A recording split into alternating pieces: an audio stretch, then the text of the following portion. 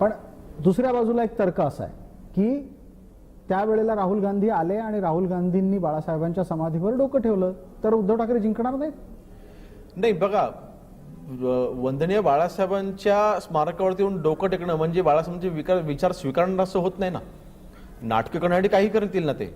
म्हणजे मतदारांमध्ये संभ्रम निर्माण करणे ही एक गोष्ट आणि शिवसेनेचे विचार स्वीकारणे ही एक गोष्ट. त्यांनी 370 कलमला त्यांनी विरोध का केला? जेव्हा 370 कलम हटवलं जात होतं त्यावेळेला राहुल गांधींनी लोकसभेमध्ये त्यांनी विरोध का केला? तिथं बाळासाहेबांची भूमिका होती. आणि ज्यावेळेला राम मंदिर उभं राहत होतं त्या राम मंदिराच्या उद्घाटनाच्या कार्यक्रमाला, प्राणप्रतिष्ठेच्या कार्यक्रमाला त्यांना निमंत्रण होतं, ते का गेले नाहीत?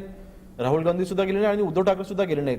मग बाळासाहेबांचे विचारच तुम्हाला जर का नको हवे असतील मग स्मारकावर डोकं ठेवून तुम्हाला काय करायचं? तुमच्या लेखी समजा राहुल गांधी बाळासाहेबांच्या स्मारकावर गेले, नतमस्तक झाले तर ते नाटक असेल. 100% नाटक असेल. आणि बाळासाहेबांच्या स्मारकावरती जर का डोकं टेकलं तर त्यांना आशीर्वाद नाही, बाळासाहेब हा त्यांना शापच देतील. काय म्हणाले असते जर समजा आज बाळासाहेब असते तर? नाही, मला वाटतं बाळासाहेबांनी नजर फिरवली असती.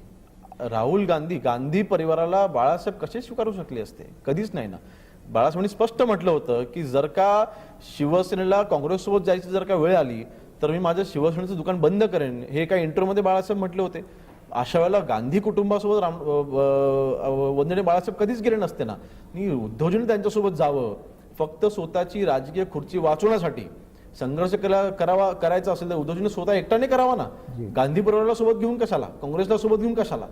इथेच तर आमचं डिस्प्यूट झालं होतं, आमचे विचार इथेच अडले होते. आणि म्हणून मला वाटतं त्यांनी कुठेतरी हा विचार केला पाहिजे. परंतु आता ते विचाराच्या पलीकडे गेलेले आहेत. त्यांना आता फक्त ती मुख्यमंत्री पदाची खुर्ची दिसते आणि त्या खुर्चीसाठी आज उद्धव ठाकरे कुठल्याही तळागाळाला जाऊ शकतात.